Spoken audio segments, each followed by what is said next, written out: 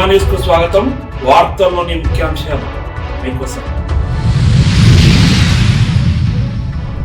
కర్నూలు నగరం weaker section కాలనీలో శిథిలమైన రోడ్లు, మురుగు కాలువలు.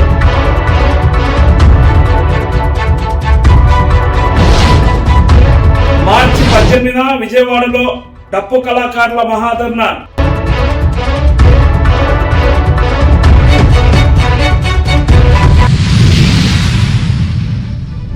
రజకులకు ఇస్తామన్న 200 యూనిట్ల ఉచిత విద్యుత్ ఎక్కడ?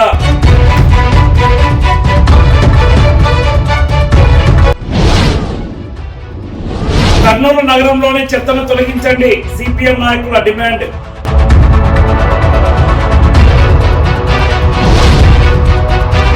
రవాణా రంగ రక్షణకై మార్చి 24న చెలో ఢిల్లీ.